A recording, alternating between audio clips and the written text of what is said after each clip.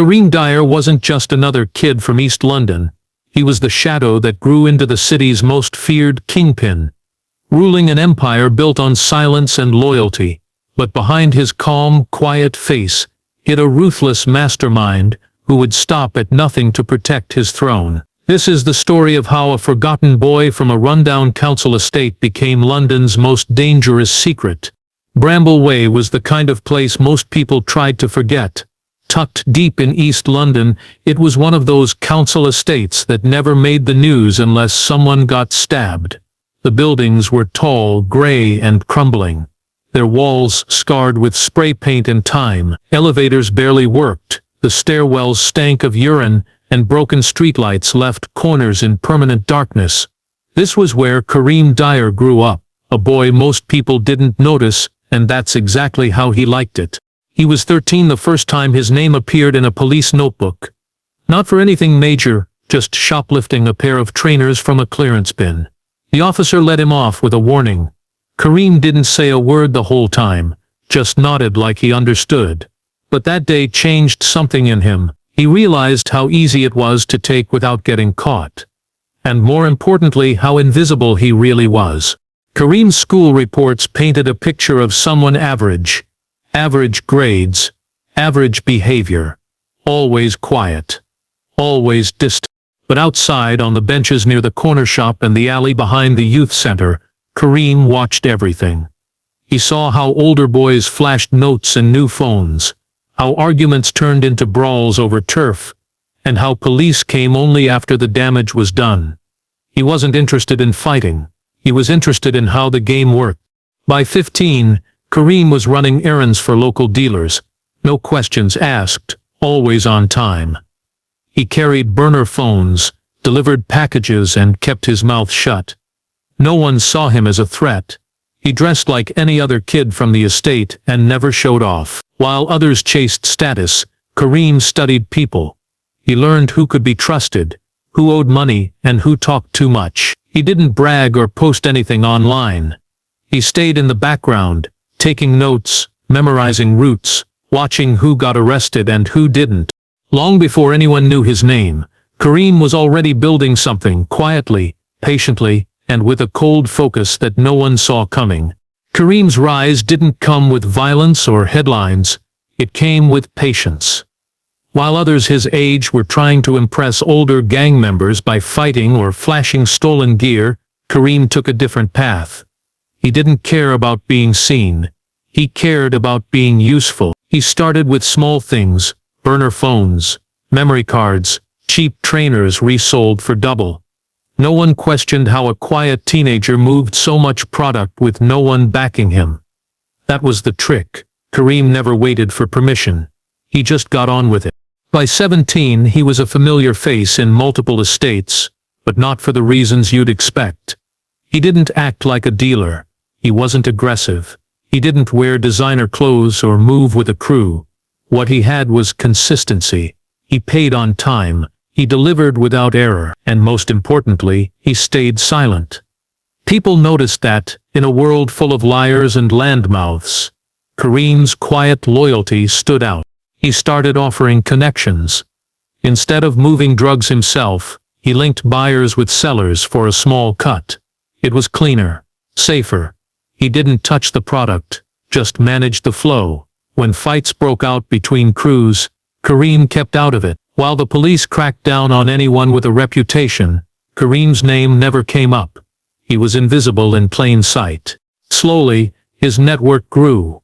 Word spread that if you wanted to move weight quietly, you went through the kid from Bramble Way. He offered more than just introductions. He gave advice where to move, which blocks were under surveillance, which phones were safe to use. Older dealers started listening. Some thought he was just lucky. Others realized he was smarter than he looked. The beauty of Kareem's method was how low he stayed. No flashy spending, no parties, no unnecessary heat. He walked the same streets every day, lived in the same flat, took care of his mom. To the community, he was just another quiet boy who kept to himself. To the streets, he was becoming a name worth knowing. He had no official title, no gang name, no tattoos or territory, but behind the scenes, Kareem was laying the foundation for something bigger. While others crumbled under pressure or got locked up trying to prove a point, Kareem climbed quietly, step by step, always staying one move ahead. The fall of Reese Blitz Okoro was sudden, but not surprising. Loud, reckless, and hungry for power, Blitz had turned Tower 6 into his personal kingdom. He ran his crew like a small army. Flashy cars, loud music, public threats. For a while it worked. People feared him, but Blitz made enemies fast, and worse, he drew attention from the police. They'd been watching him for months, building a case from phone records, CCTV, and intercepted messages. When the raid came, it was brutal. Doors smashed in before dawn, weapons seized, drugs bagged, and Blitz hauled away in cuffs. Just like that, Tower 6 was leaderless. Most expected chaos to follow. With Blitz gone, rival gangs circled like vultures, ready to carve up his territory. But what came next wasn't a turf war, it was silence. Controlled, strategic silence. And in the middle of it was Kareem. While others scrambled to fill the power vacuum, Kareem made quiet moves. He didn't send threats. He sent offers. To Blitz's former runners he promised stability. Regular pay, safer drop-offs, no unnecessary drama. He made it clear, follow his rules, and you'd be taken care of. No loyalty tests, no beatings for mistakes. Just business. That calm professionalism stood out in a world full of chaos. Within weeks, Kareem had absorbed what was left of Blitz's network. The streets didn't erupt in bloodshed. They adjusted. Word spread fast. Kareem didn't play games. He paid better than Blitz, kept the police guessing, and didn't need to be loud to be dangerous. What made his rise even more effective was how quietly he did it. There were no changes in how he lived. Still wore the same clothes. Still took the same shortcuts through the estate. No one could understand how a teenager with no crew and no public reputation now controlled 3 tower blocks. Even more surprising was how smoothly everything ran under him. Fights dropped. Customers felt safer. Police presence lessened. Kareem introduced discipline without ever raising his voice. His operations had structure, timed deliveries, clean packaging, layers of distance between product and source. He wasn't just a dealer now, he was a coordinator, a strategist. Where Blitz ruled by fear, Kareem ruled by efficiency. And the message was clear to anyone paying attention. There was a new presence in Tower 6. Quiet, sharp, unseen, and far more dangerous than anything that came before. Winter in East London hits hard. Icy winds through broken windows, cracked pavements slick with rain. Tower blocks turning colder by the hour. It was during one of those bleak weeks in late 2017 that 2 men disappeared. Both were small-time hustlers who had made the same mistake, trying to rob one of Kareem's youngest couriers. They thought the kid was an easy target, someone who wouldn't fight back. They were wrong. The boy made it back unharmed, the package gone, but the names of the thieves passed up the chain. Kareem didn't yell or threaten. He didn't show anger. Instead, he made a quiet call to someone no one in the estate had seen before. A man with no ties, no record, and no face familiar to local gangs. That same week, the 2 robbers vanished. One was found 3 weeks later at a recycling plant outside the city. The body was unrecognizable, crushed between tons of metal, only identified through a broken phone SIM card. The other was never found. No blood, no witnesses, no police leads. Just silence, the kind of silence that spoke volumes in the right circles. People started talking in hushed tones. Not about Kareem directly, no one dared, but about how things were changing. No one expected such a calculated response from someone so young. This wasn't hot-blooded revenge. It was precise, chilling, deliberate. A message disguised as mystery. What made it more unsettling was Kareem's complete calm. He didn't go underground. He didn't beef up protection. He went about his routine like nothing had happened. Walking through the estate, visiting his mom, helping an elderly neighbor carry groceries. Meanwhile, everyone else knew something had shifted. The boy from Bramble Way had stopped being a rumor. He was becoming a name with weight. What few understood was that Kareem never handled violence himself. He built layers between him and the dirt. He used men from outside the city, people with no connection to the estate, no reason to hesitate. They came, they handled business, and they disappeared. No fingerprints, no ties, no second chances. From that winter forward, no one touched Kareem's people. No one asked too many questions. Loyalty was expected, not requested. And for those who stepped out of line, there wasn't shouting or warnings, just silence, the kind of silence that never gave anyone a second chance. On the edge of Limehouse sat a forgotten building, once a thriving community center, now a shell of what it used to be. Cracked windows, boarded-up doors, and an overgrown yard kept most people away. But behind that decay, Kareem had created something different. It wasn't just a hideout or a stash house. It was a school. Not for books or exams, but for survival. Inside, the lights still worked, powered by a bypassed fuse box and a hidden generator. The walls were bare, except for maps of East London, delivery routes, estate layouts, and coded timetables. Kareem used this place to teach his recruits the art of staying invisible. He trained them how to blend in, how to notice surveillance vans, and how to memorize faces and plates without drawing attention. It was more than dealing, it was logistics, planning, control.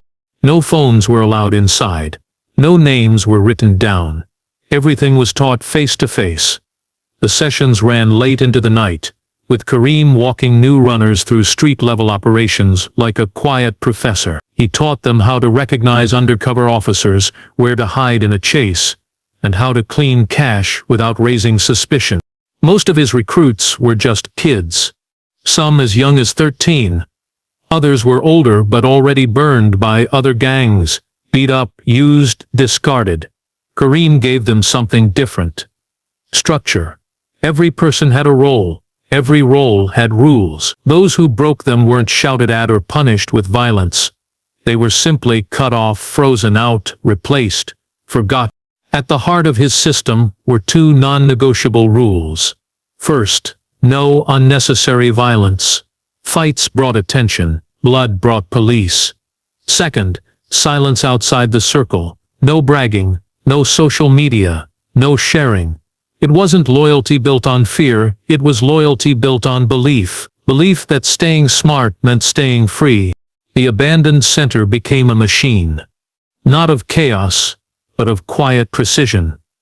Runners came and went, never gathering in groups, never staying long. Cash was sorted, routes updated, decisions made. While rival crews met in chicken shops or car parks, Kareem's operation was running out of a place nobody watched. He didn't need an army. He had discipline. He didn't need violence. He had control. And as word of the school spread across estates, one thing became clear. Kareem wasn't building a gang, he was building an empire. Quiet, hidden, unshakable. By 2020, Kareem's reach had outgrown East London. The estates he once walked daily were now just pieces on a larger board. His system ran so smoothly, so silently, that it barely needed his presence. Operations in Bramble Way, Tower 6, and 2 other estates continued like clockwork. But movement. He didn't just move drugs, he moved information, transport routes, and clean money. His lieutenants met shipments at storage units outside the city, often hidden behind fake removal companies or closed businesses. The product was processed in short-term flats and sent out by foot, bike and rental vehicles, all traced back to no one. Kareem never showed his face at these meetings. Everything passed through layers of people, each unaware of the full picture. If one got caught, the chain snapped before reaching him. Even the Albanians didn't know his real name, just his location codename East Signal. As a result of this partnership, Kareem's network became richer and more dangerous. His product was purer, his prices more stable, and his name whispered further than ever before. But he stayed out of sight. Still in the same council flat. Still riding the same bus. Still walking to the corner shop like nothing had changed. While other gangs crumbled under pressure or turned on each other, Kareem's empire expanded without a sound. He had no logo, no crew colors, no public image.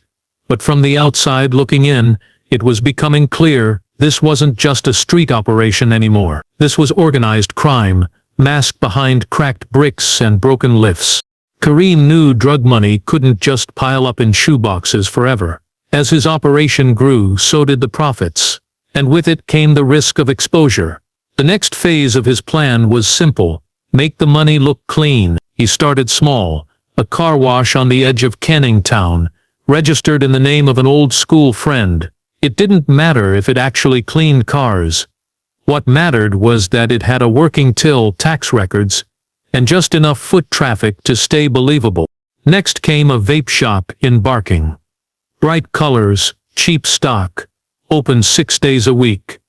It sold just enough to pass casual inspection, but its real value was in how much cash flowed through the register. Then came the barber shop, a quiet little place that never had more than 1 or 2 customers a day, but somehow always met its rent on time. These were Kareem's laundromats, not the kind that cleaned clothes, but the kind that cleaned dirty money. Everything was layered and disguised. Each business had a different owner on paper. Family friends, distant cousins, even former workers from his old school. They had no real control. Kareem handled the numbers. The money passed through hands, banks and books so subtly that even if you followed it, you'd hit dead ends. The businesses paid taxes, filed returns, and never raised alarms.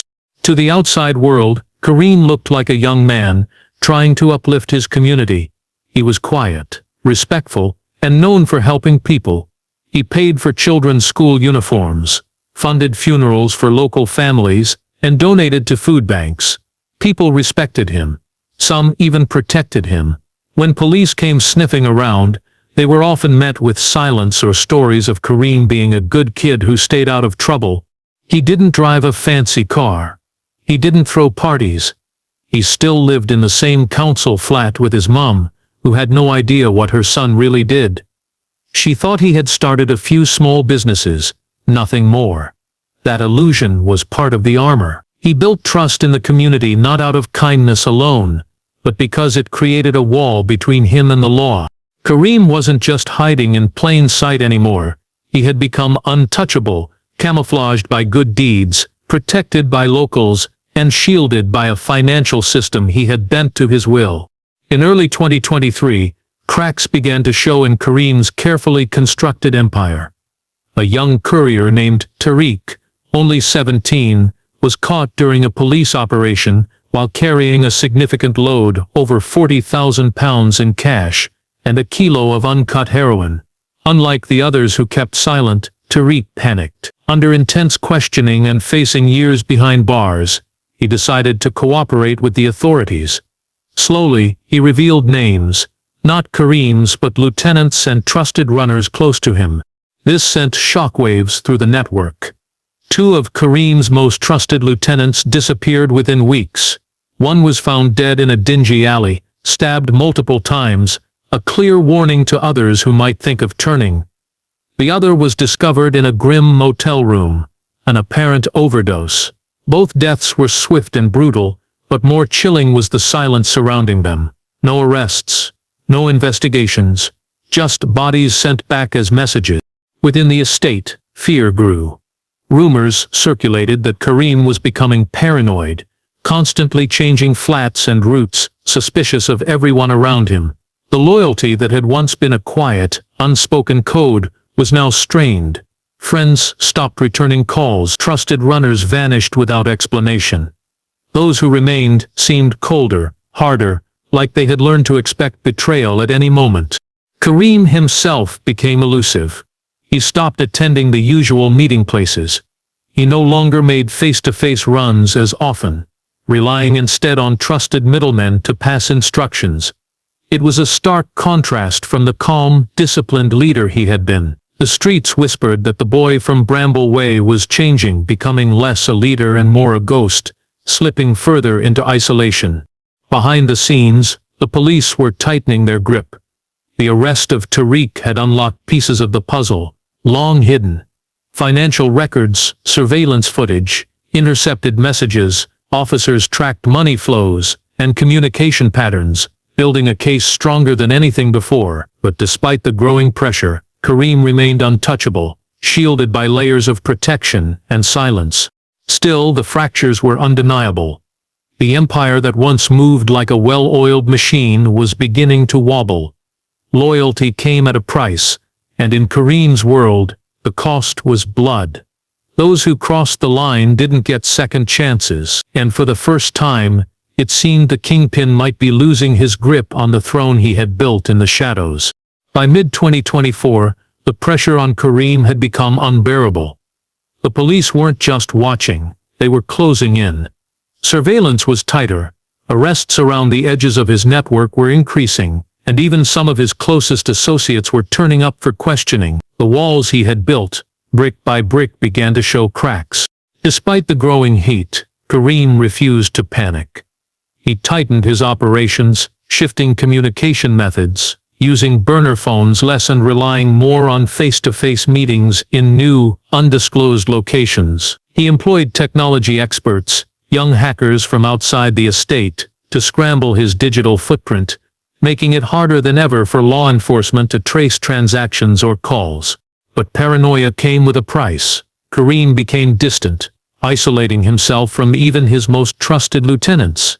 Meetings grew rare, and orders came through encrypted messages with little room for error. Mistakes were punished swiftly. Several longtime runners disappeared or were relocated, sending a clear message to anyone considering betrayal.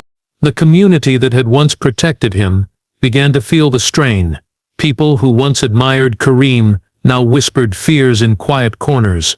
Rumors of violence, intimidation, and disappearances spread. Some residents who had relied on his support started avoiding him, unwilling to be caught in the crossfire. The boy who had seemed like a beacon of hope was now a shadow looming over the estate. Amid this chaos, Kareem made a bold move. He reached out to rival groups in South London and beyond, proposing alliances and joint ventures. The move surprised many. Usually, gangs fought for turf, but Kareem sought cooperation. It was a calculated gamble to strengthen his position and share resources, but it also introduced new risks. Some partners were unreliable, others ambitious, and a few outright dangerous. Meanwhile, the police intensified their efforts, coordinating with national agencies to track the movement of drugs and money across the country. They focused on the laundering businesses Kareem had built, hoping to find a financial trail leading back to him. The empire Kareem had painstakingly built was now a battlefield where trust was scarce, enemies were everywhere, every decision could mean survival or downfall. In this high-stakes game, loyalty remained the ultimate currency. But it was becoming clear that even loyalty could be bought, sold, or broken. And Kareem, once invisible and untouchable, was now fighting not just for power but for his life. The final chapter of Kareem's story began on a cold August morning in 20. The estate was quieter than usual, the usual hum of life replaced by a tense stillness. That day, a coordinated police operation swept through Bramble Way and surrounding estates. Hundreds of officers moved in simultaneously, armed with warrants, surveillance data, and informant testimonies that had taken years to collect. It was the biggest raid the area had ever seen. Kareem's carefully guarded empire was under siege. Dozens of arrests were made, runners, couriers, middlemen, and some of the small business owners tied to his money laundering schemes. For the first time, the community that had once protected him was torn. Some felt betrayed by the man they thought was helping them. Others feared the violence and chaos that might follow. But Kareem himself was nowhere to be found. In the days that followed, police pieced together how he had vanished just hours before the raid. CCTV footage showed him leaving his flat with a small bag, blending into the crowded streets, disappearing into the maze of London's underground. His contacts tried to cover for him, But with so many arrested, the network was unraveling fast. What came next was a mix of whispers and rumors. Some said Kareem had fled the country, living under a new identity somewhere far from the cold grey blocks of East London. Others believed he was hiding within the city, protected by new alliances and layers of secrecy. The truth remained unknown. The estate, once dominated by Kareem's silent rule, felt empty and vulnerable. Rival gangs moved in, and the fragile peace shattered. Violence spiked as new power struggles erupted.